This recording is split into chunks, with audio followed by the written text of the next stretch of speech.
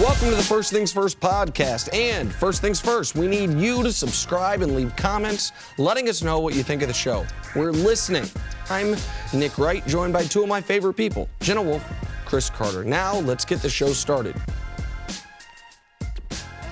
Hi, everyone, and welcome to First Things First. I'm Jenna Wolfe. That is Nick Wright. That is Cris Broussard in for Cris Carter all week. One more day left in that week tomorrow.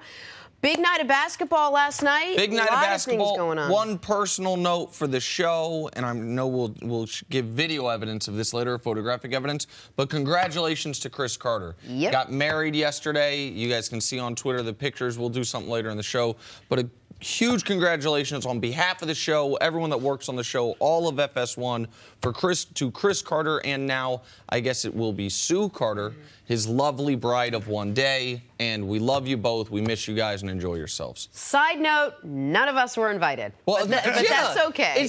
Nobody went to the wedding. I it was said just none. St. Lucia. Is that not the word none? None of us. Yes. Congrats, Cece. We love you and we miss you. Definitely. No family or anything there? Nobody. It's just No, those they did it the right Really? way. Like, that's Just the the two. dude. Okay. Just go and do it. All right, let's start with a big move from a big game last night. It would take a basketball move of epic and viral proportion to set the internet on fire last night. It would take James Harden.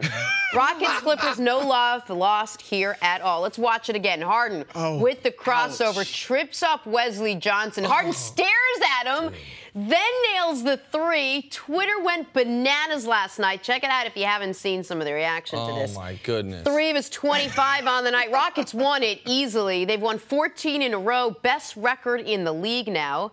Here is James Harden after the game. This feels really, really good. And we're not just winning one way. We're winning in a variety of ways. And that's what it's going to take for, in the postseason. So just finding ways to win. We know, obviously, defensively, we have to get stops in order for us to get to where we want to go. But offensively, we can score with the best of them. So tonight, great case of what our defense can do. Wesley goes down, you see it. What's going through your mind at that point? I don't know. I was trying to figure out what he was doing. I don't know. You just decided to step back and take the three? Yeah, I mean, I was looking at him and he was looking at me. And I was trying to figure out what he was doing, where he was going to say it. And then I just shot it. Did he say I just wanted to see what he was doing? Yeah, oh, yeah, that's why I stepped back. Good. Humble brag. Of course. I don't know what happened to him. I mean all of he a was sudden there, he's then on he the wasn't ground. there. And when James Harden wins the MVP this year, and it'll be near unanimous, won't be unanimous. Anthony Davis will It get a couple might votes. be unanimous. It could be, but It let's might assume it be won't unanimous. be. It'll be close to it at the very least.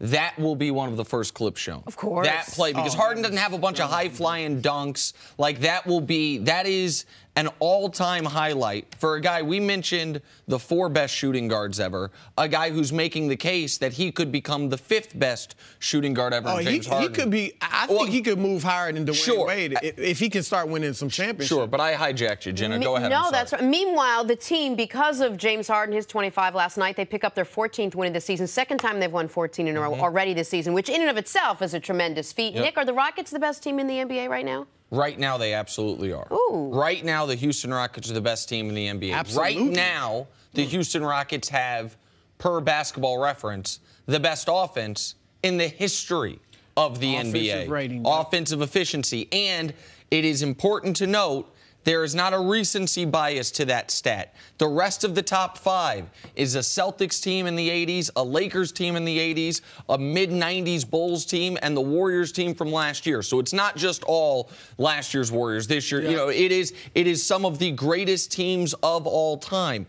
This Rockets team has the best record in the league, not only against everyone, but the best record in the league against teams above 500. They're 26-9. This Rockets team is 10-1 against the cream of the crop in the NBA. Golden State, Cleveland, Minnesota, San Antonio. I mentioned Minnesota, San Antonio. One of those two teams likely second-round series. Obviously, Golden State likely third-round series. And then Cleveland, the likely NBA final series if they were to get there. So I don't see a flaw in the team right now. The only criticism you can find for the Rockets is about things that haven't happened yet. How will D'Antoni do in the playoffs? How will Harden and Paul do in the playoffs? But up to this point, 75% of the way through the season, they have been the best team in the NBA. Now, I believe this year's Warriors, are they in the top 5 on Basketball Reference? I think Last they're year's 6th. were. Okay. They're right. This year's Warriors are right there. It's interesting because I was looking at that as well. Now, the ESPN John Hollinger stats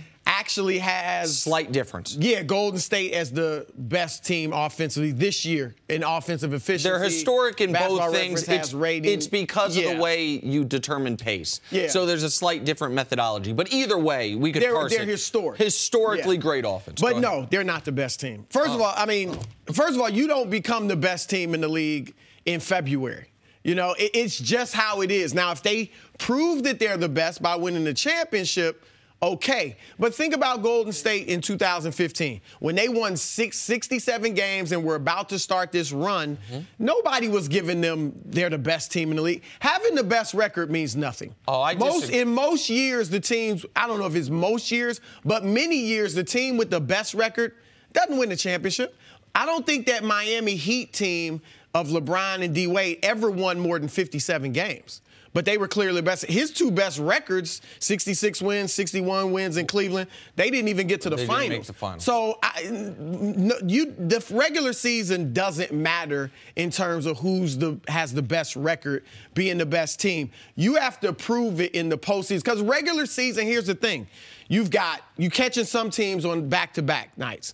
You're catching some teams with injuries. You're catching some teams when you're flying on a long road trip. In the playoffs is when it's a 7-game series, no back-to-back. Everyone's That's rested. when you find out who the better teams are. And I'll look at talent. Who has more talent, Golden State or Houston? Golden State.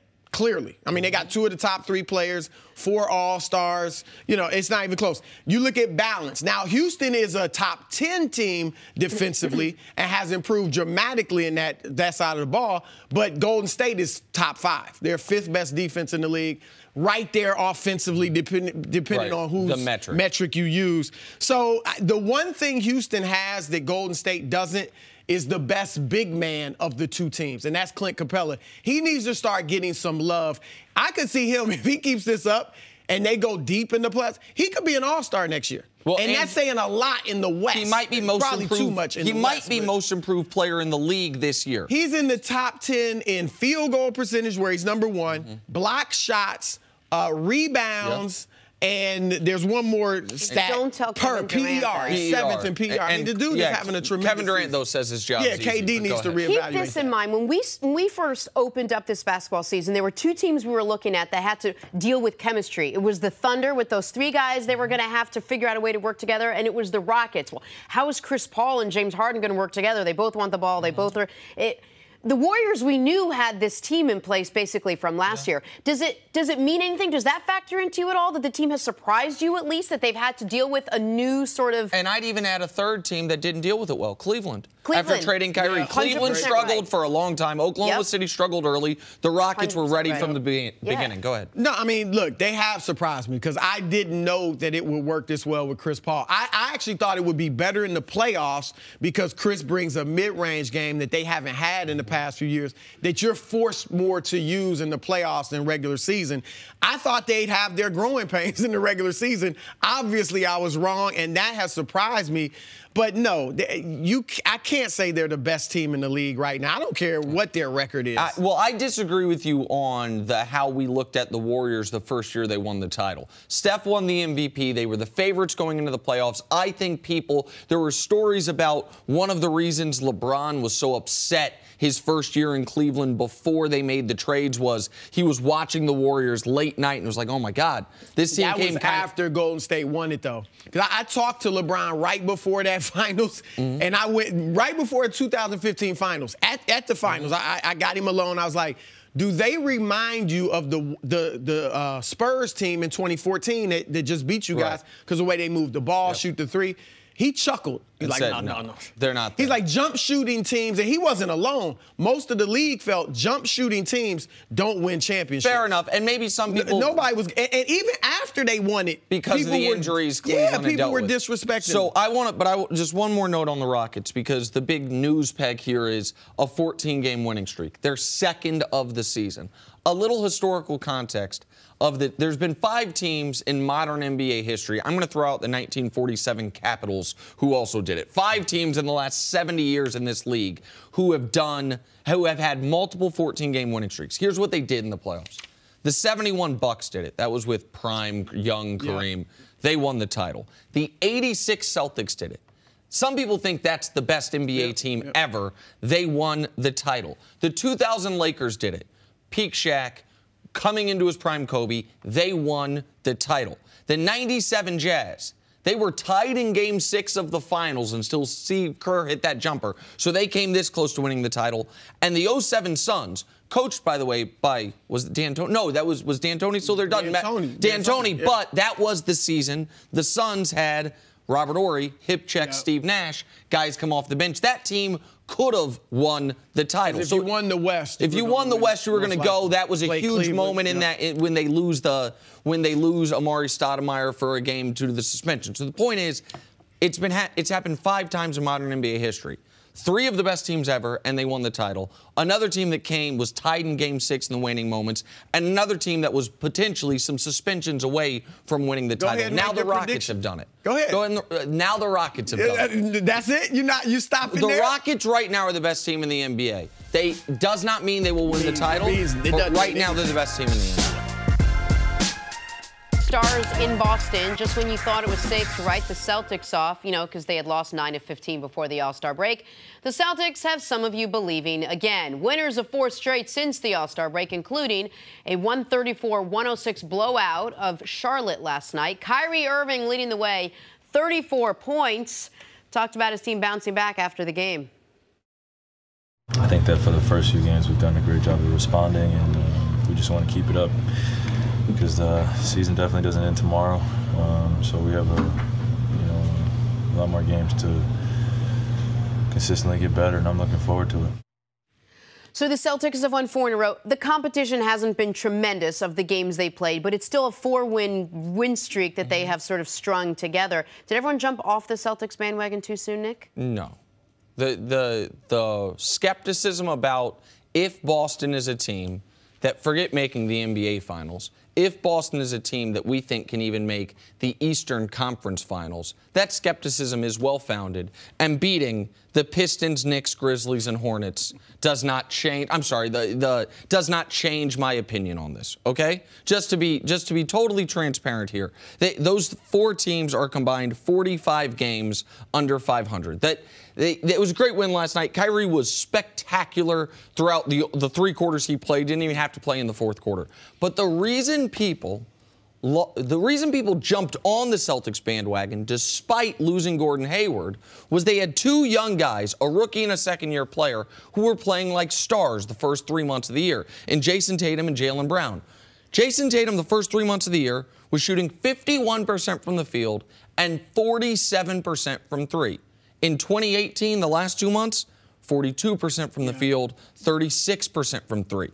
Jaylen Brown was shooting 48% and 41%. It's now down to 43 and 32. So they're 2 wing guys. They're 2 great young forwards. Both have seen their field goal percentage and 3-point percentage drop about 10 points from the first 3 months, last 2 months. What does that mean? It means it's all on Kyrie.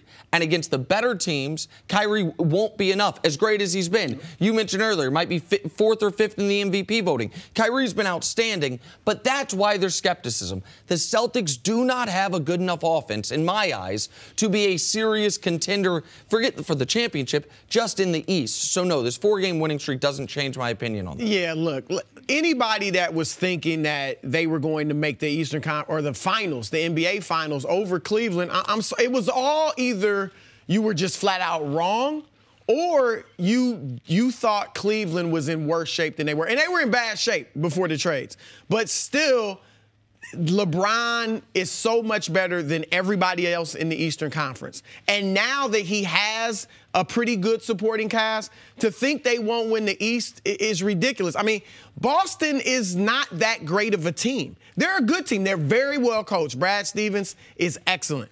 Kyrie is one of the top 5 point guards in the league. But as you said, they are relying on a 19 and a 20-year-old. Right. Those young players don't win in the NBA, not at playoff time. And those young players, by the way, are going to be awesome. If we redraft, going forward, if we redrafted this past year's draft, Jason Tatum's in the discussion to be the #1 pick of that draft. Maybe he would be the number. I think Donovan Mitchell probably would be, but Jason Tatum's been great. He looks like he'll be a star. Jaylen Brown's been really good, and I don't. When I talk about his shooting percentage, doesn't give him credit for what a good defender he's been. And so it is not a knock on those guys.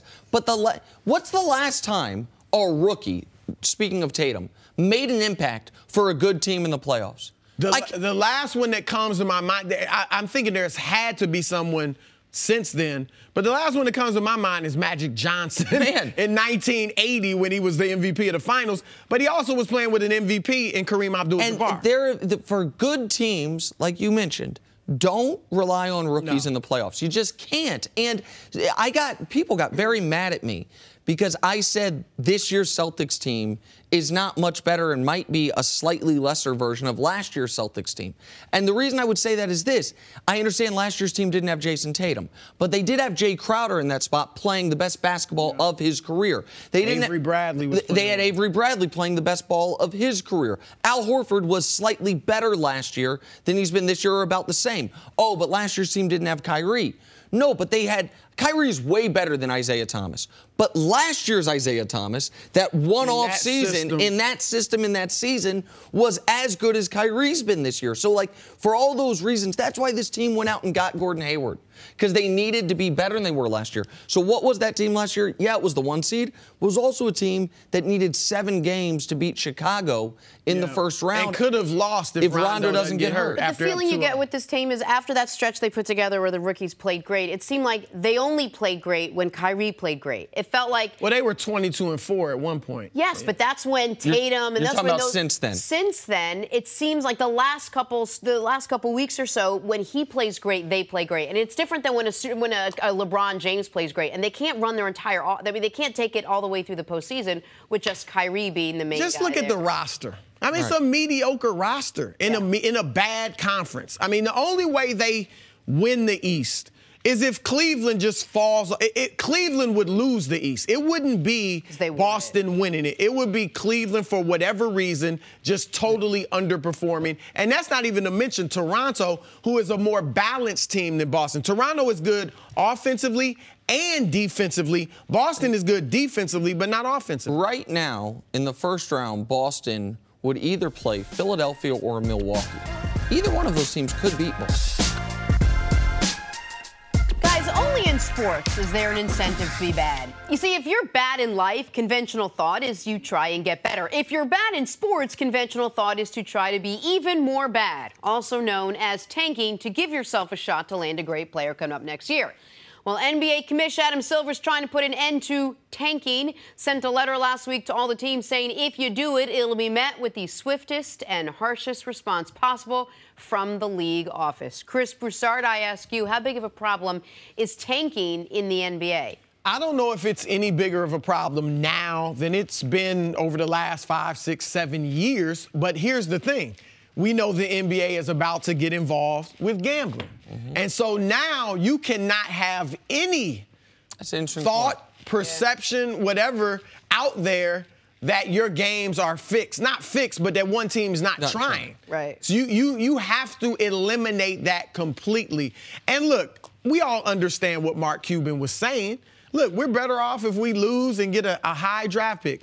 But you can't say that publicly. And I don't want to hear from people that, hey, he was just being honest. I'd rather him put it out there, Because what if he was over the trade deadline looking to trade Dennis Smith Jr. and, some of his other players, Harrison Barnes? Would he be honest in an interview and say, yeah, we were talking about trading Dennis Smith? No, there's some things you don't have to lie, but just keep under wraps. You don't put all of your business in the streets. And an NBA team cannot put all of its business in the streets. And by the way, Cuban said something similar to this last year. Got a very harsh warning from Adam Silver. Adam Silver didn't fine him for it, but he was asked about it. Was like, listen, I've talked to Mark. Yep. It can't be done. So he gave him a pass the first time, and then this time hit him for the $600,000. Yeah, no. So, yeah, I think tanking, that's one reason that they're cracking down so much. I actually have a proposal. It's got some holes in it, but something I think could end tanking, no question. What if the 14 teams that don't make the playoffs played a one-and-done tournament where the winning team got the #1 pick?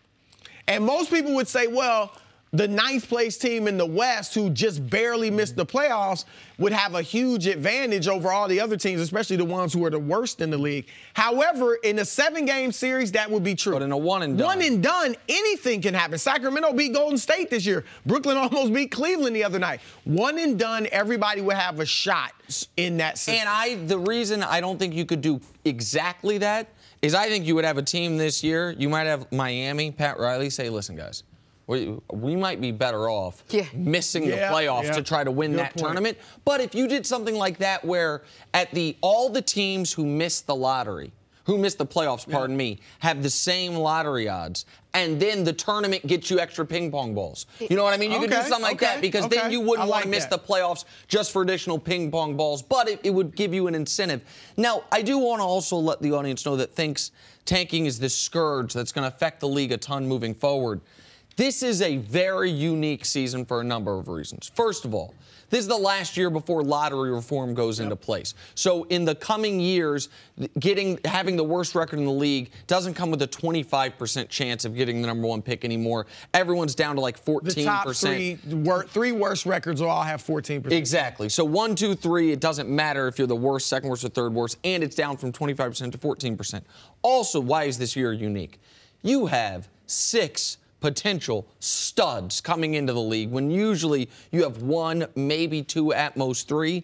And lastly, it's because there are these 8 teams that are all so congested at the bottom. There is not one team that's far and away worse than everybody this year. You have Chicago, Brooklyn, Atlanta, Orlando, Dallas, Phoenix, Memphis, Sacramento. All 8 of those teams have either 18, 19, or 20 wins. So you're looking at it and you're like, man, 1 win could be the difference between having the best chance at the first pick and having the 7th pick and missing out on those 6 guys. It's a perfect storm for this tankapalooza that we're going to deal with the next 6 weeks. Well, and here's the thing. Look, tanking does not work. Everybody is looking at Philadelphia, and Sam Hinkie obviously tanked famously, and saying it works. And for them, it probably did, okay, for one team. But how long has Phoenix been in the lottery?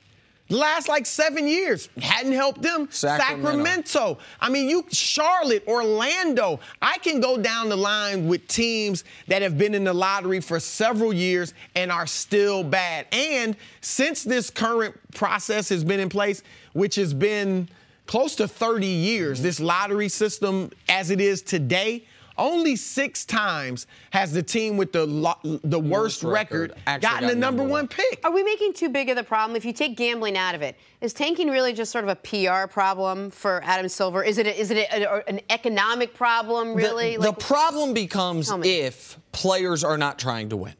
It is not a problem to me if a team such as Chicago is saying, listen, we might have a better veteran. Dallas, let's just take Dallas for a minute. Listen, Dirk, you are probably better than the guy backing you up. But because we don't really care if we win, and we are going to take advantage of this bad year in order to get more reps for our young players, I got no problem with that. What I would have a problem with is if Sacramento's playing Memphis, and at the end of the game, it's a close game, and Sacramento's coach calls time and is like, guys, here's the play. We're going to turn it over. And you know what I mean? You can't have that. You can't have coaches or players, once they're on the court, not trying to win the basketball game. I also would have a problem problem if Mark Cuban, because he said he talked to his guys. Now, we don't know if that were front office guys, or his coaches, players. or his players. I have a problem if you're talking to players about losing. If you let them know we should lose, it's best for us to lose. Because, one, it creates a losing culture in your franchise. Your players know you don't care, so it takes their spirits down. And other players don't want to go there. In Philadelphia, agents did not want their players to sign with the Sixers. The way you tank is, as you said, we're bad. I want to see what our young guys can do. Yeah. Let's see who's a keeper and who's not.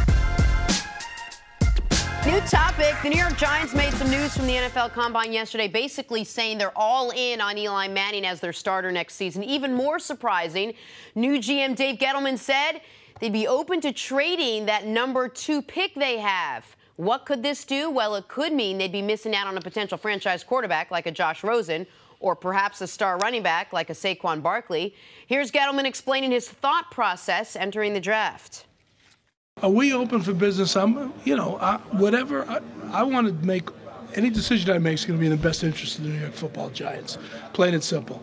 So if someone makes me an offer I can't refuse, would I move back? It depends upon who's there. Because, again, if there's a guy worthy of being the second pick of a draft, and what we're basically saying, if we answer that question to the affirmative, you're drafting what you think is going to be a Hall of Fame player. Okay, so you can't get too cute about the whole thing.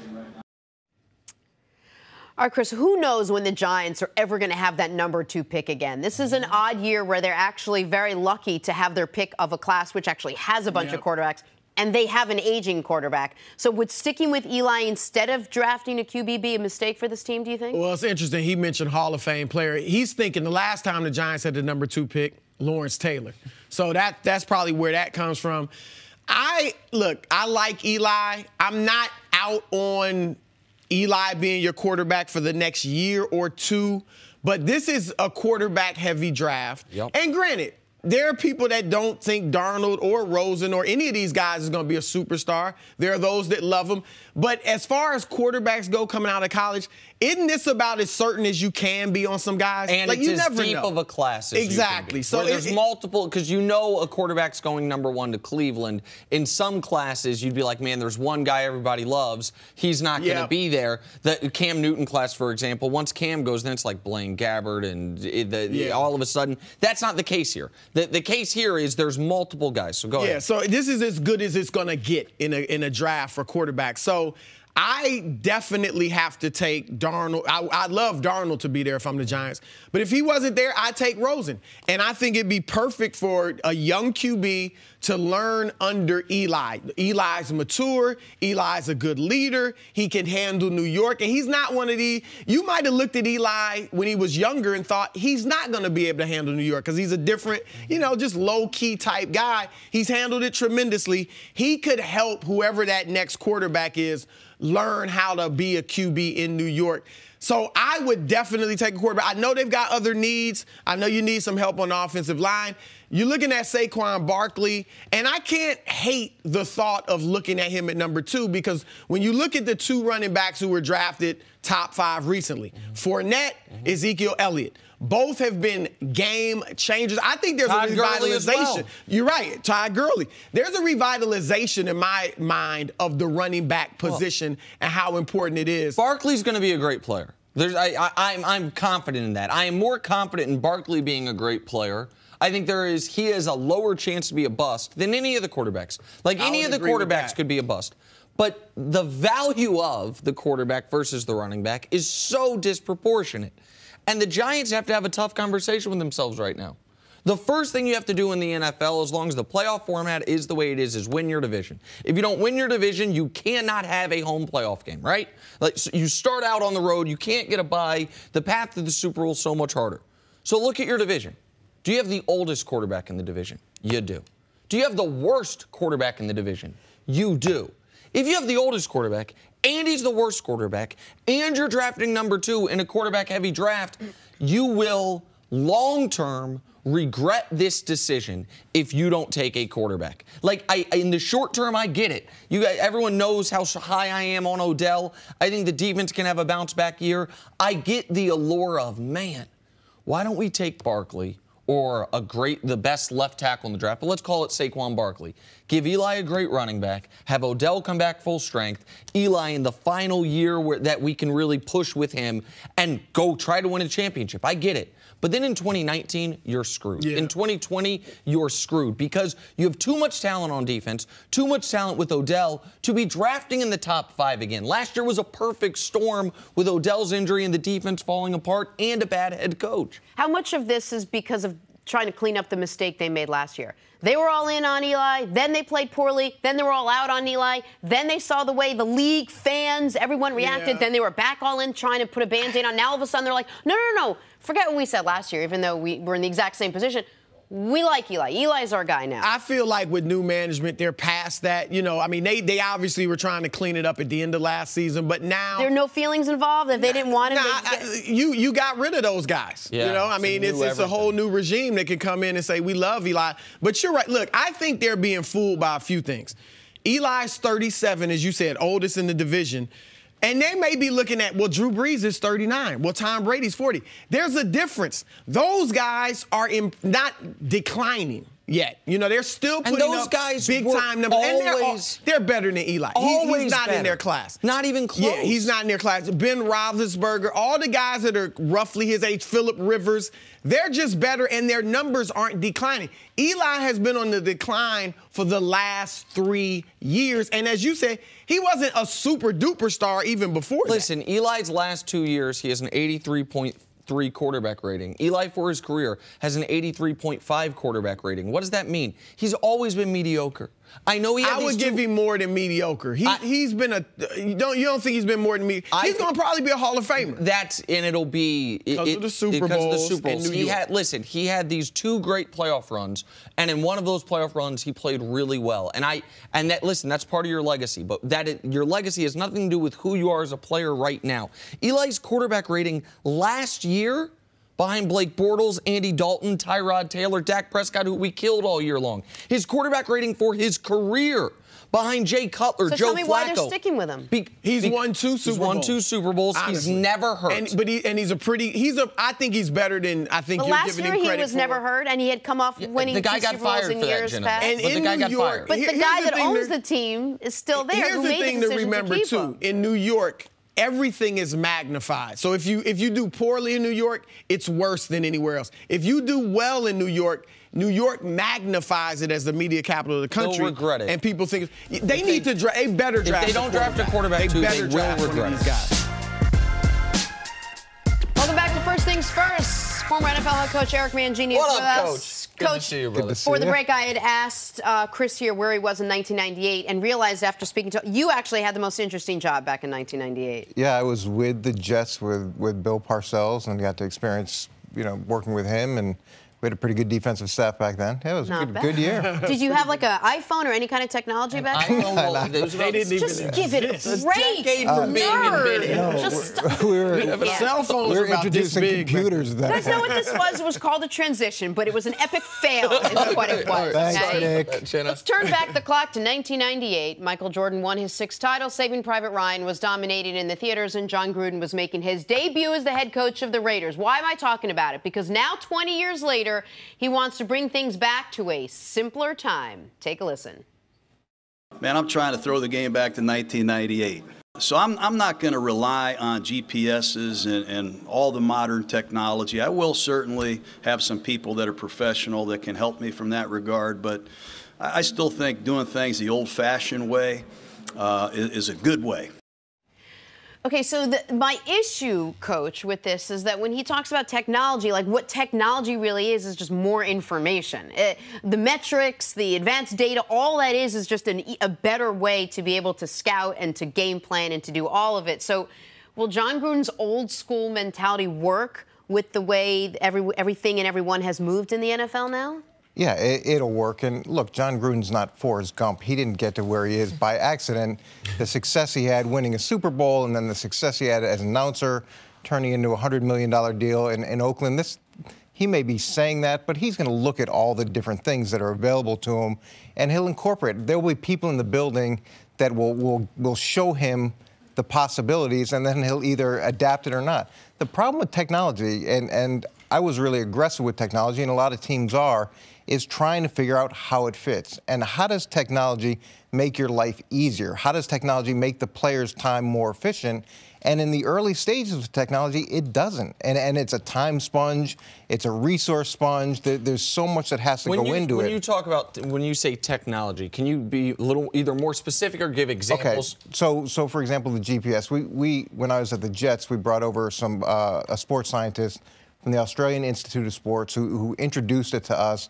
Now, at that point, it was all in the metric system, so it didn't really translate to what we were doing. But we were early adapters to it, and even though we liked it and liked the potential for it, it's been years in the works before teams have found a way to add some value to it. It could be virtual reality training or augmented reality training. That's something that's now coming out, and to me, I think is going to be an excellent tool.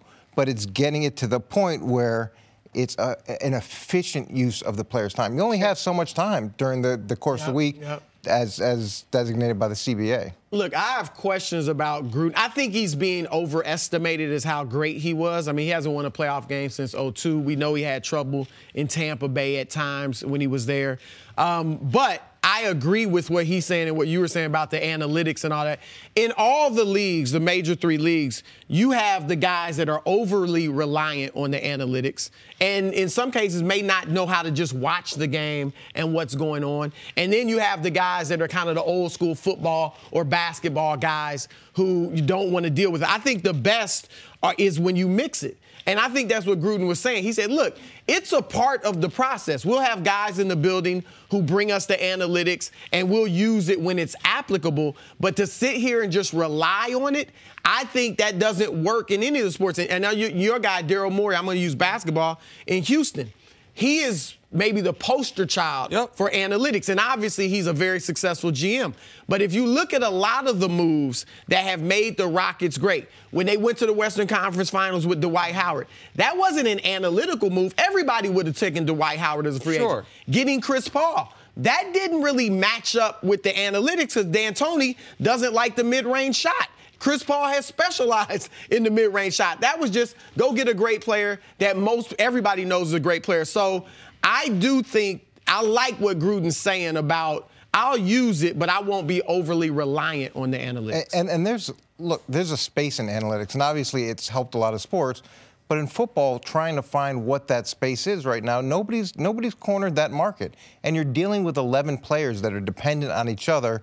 So it's different than other sports. It's different than baseball. And there is this divide in the building where oftentimes the analytics guys are somewhat seen as nerds, and the analytics guys see the coaches as glorified gym teachers, and they never get together and really work on what is the most progressive way that we can add value. All right, so John Gruden and Mark Davis, I understand why they might yearn for 1998 because I think they are still both getting the same haircut they got in 1998, so I understand that part of it. However, this is so disappointing for me because of the contract Gruden has. Let me explain why. Okay. He has more security than any coach in the league other than Bill Belichick, I would imagine, because he has a guaranteed contract for 10 years and $100 million. If there was ever a coach that could fully embrace, forget I'm not talking about the technology part of it.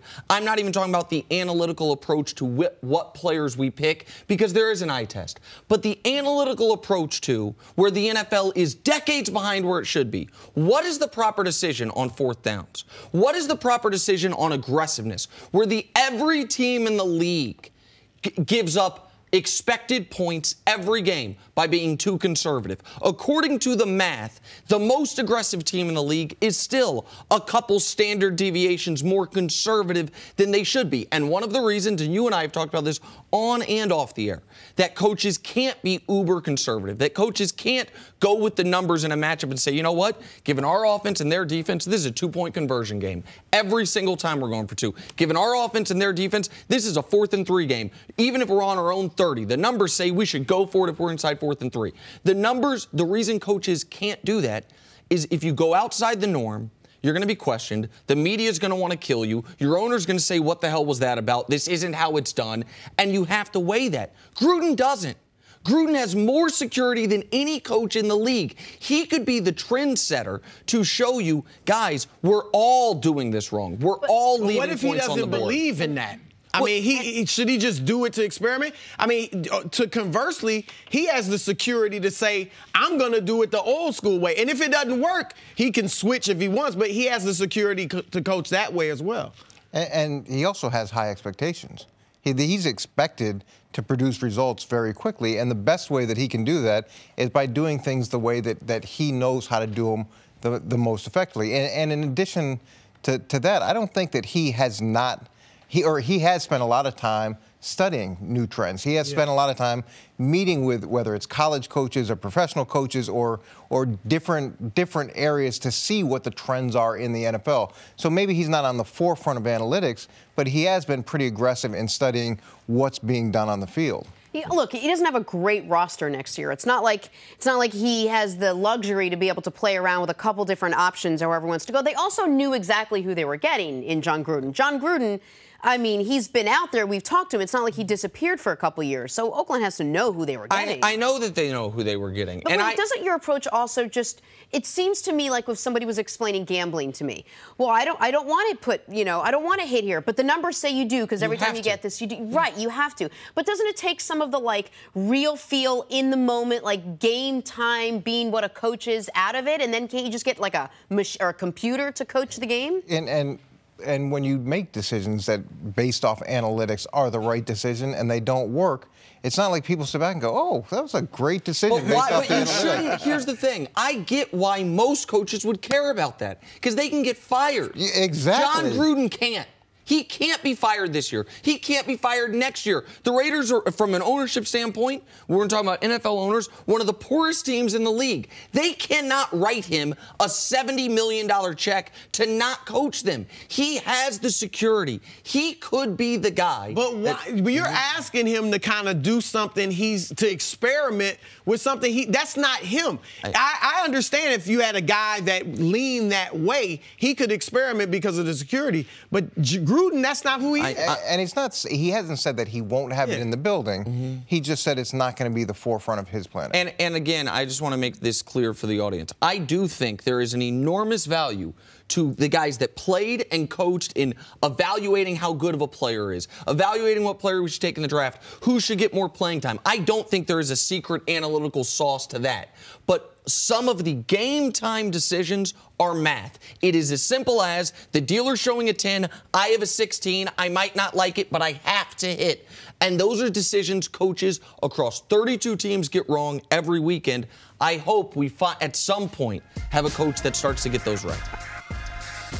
Now that the NBA season is heating up, I wanted to talk about another podcast we do at Fox Sports, and that's Cris Broussard's In the Zone. Each week, Cris breaks down what's trending in the NBA and the biggest names in the league. Previous guests include Kareem Abdul-Jabbar, Shaq, John Wall, and myself. So if you love the NBA, make sure to subscribe to In the Zone wherever you get your podcasts. We're back here with Coach Mangini. So last year at this time, Odell Beckham Jr. was getting ready for what he thought was going to be a big year. Big payday, big numbers, big Odell. Well, you know the rest. But an injury-shortened season last year is not stopping him from asking for big money. This year, according to a report, Beckham will request a contract worth of at least $20 million per year. GM David Gettleman didn't rule out an historic deal. What do you think, Coach? Should the Giants make Odell the NFL's highest-paid receiver, or would you like to see him play a year first before they do that? I imagine that at some point the Giants will make Odell the highest-paid receiver, just not this year. They've got the fifth-year option. The Giants are in a situation where they're 20th in the NFL in salary cap space, so they're in the bottom third of the NFL, and there's a lot of areas they have to address. Odell's current contract puts him the seventh highest-paid player on the Giants. He's getting a $5 million raise from last year. It's the fifth-year option, which is standard with first-round draft picks, and it's one of those situations where I think they've got to see how he fits with the new head coach, with the new system. Coming off the injury, he's still getting a raise. He's still in the top 10 in terms of what he's being paid on his rookie deal, and the Giants have a lot of areas to address. If you don't give Odell Beckham a new deal, then no rookie should ever get one. Then Aaron Donald shouldn't get one. Then nobody should get one. Like, why? Because he has a fifth-year option. Okay, so it's part of his contract. I understand, and all first-round picks. There's the fifth-year option available to them, and we have seen time and again, whether it be J.J. Watt, whether it be what is happening with Aaron Donald, whether it be guys that have performed on the level Odell has, they do not go 5 years without getting a new deal. He's played 47 career NFL games.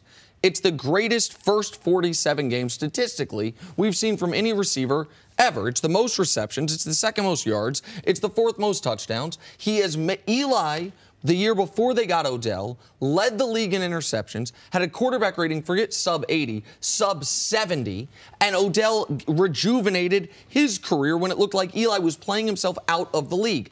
If this guy doesn't deserve a new deal, then nobody does. I mean, I don't know if it's $20 million or $18 million, but obviously, and of course, he has earned the new contract. Yeah, I mean, at some point, as you say, he's going to be the highest paid receiver just because it's all about when you sign, when you're a player at that level. But I'm with Coach. Like, there's no reason for me to give it to him right now. He's coming off injury, and I'm not saying it's an injury that's going to change him as a player, but I am saying you're coming off an injury. You weren't even with us last year. Let's see what you do this year. I assume it'll be great, but there's no need for me to make you the highest paid player in the receiver in the league right now when I still have you signed in the contract, and I can do it next year. Why does that bother you so much? Well, why not just make him I wait just a year? see Aaron Rodgers has 2 years left on his deal. They're about to give him a new deal. Let's not put Odell Beckham as good Jr. as he is in Aaron Rodgers' class right now. Okay, because of the position, sure. But as far as ranking amongst their positions, Aaron Rodgers also, by the way, coming off an injury.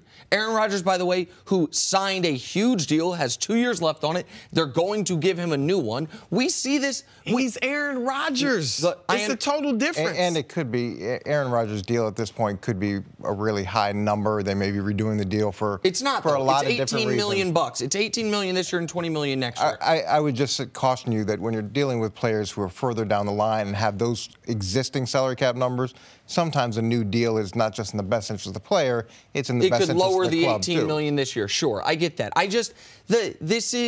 You mentioned he's getting a raise this year. $5 million. Okay, that's because he was, and I understand there's the new rookie salary scale, wildly underpaid the first 4 years of his career, given his production. He's a rookie. Look, for years and years and years, veterans in the NFL complained because rookies were wildly overpaid based off the CBA. They wanted the money to go to players that had proven something. Correct. He is a rookie. He has to prove himself. He's done a great job of doing that. Now, based off of his rookie year, they have a fifth-year option, which was negotiated by the CBA. That's the way it is. He's not a free agent. I understand that, but the new CBA, you're exactly right. It was supposed to take money away from unproven rookies, which is why Odell did not hold out last year. It's why Odell played through his rookie deal without asking for a new deal. In his third year? Hold on. It would have been going into his fourth year, but hold on. The new CBA was supposed to reward these players. He is a proven player. He'll be rewarded after he does it this year. But if he didn't get hurt and he did play last year, would he be more likely to get something this year I might feel differently about it if he played all year. And but, he didn't. He's coming off an injury, and I think the team's exactly where they were last year, wanting to see him play a little. But we all know that in life it's based off of your leverage. And right now he does not have the leverage. Can he sit out? Yeah, he could potentially sit out.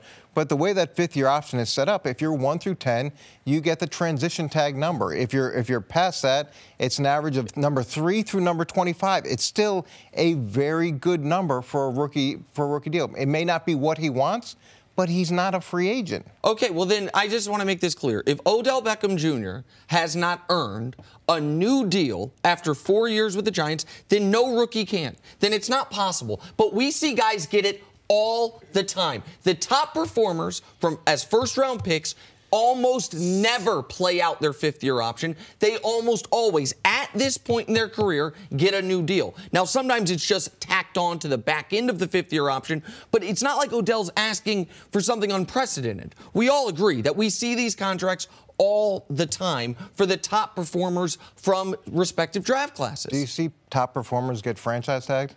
because they can't come to agreement on a deal. Do you see that? Yes. So should you sit back and say, there is no way that a top performer should ever be franchise tag because he's a top performer? It's contract negotiation. It's based off of leverage. It's based off of where the team situation is. It's based off what works for everybody. Why do you think it might not happen? Because it sounds like you're assuming it's not going to happen. No, him getting the contract? Right now. No, he's going to get the contract. No, right now. He's going to get the contract. Odell Beckham Jr., the next time he plays a football game in the regular season for the New York Giants, he will have a new deal. I am very confident. The owner wants him there. At $20 million? I might be 18. I think he will be. He will set the new market.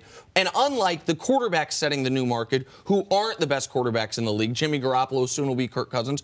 Beckham, he might not be the very best wide receiver in football, but at worst, he's the third best wide receiver in football. He'll set the market. It would be fair for him to be the highest paid receiver. Just based on timing. And Julio would. It would be really fair if he was actually a free agent. And then you made him. But you're never actually. But if you're going to make him the highest paid receiver when he's not a free agent, that's very nice of you. I would love for you to negotiate all of my deals. Are you as certain as Nick that he's going to have that new contract? And no. I think that based off where the Giants are in terms of salary cap space and what they need to do to fix that team, and the fact that he's the 7th highest paid player on the team, there's going to have to be either some middle ground on this contract, or they're going to have to wait a year to see where he is if you want the team as a group to improve. You keep saying 7th highest paid player.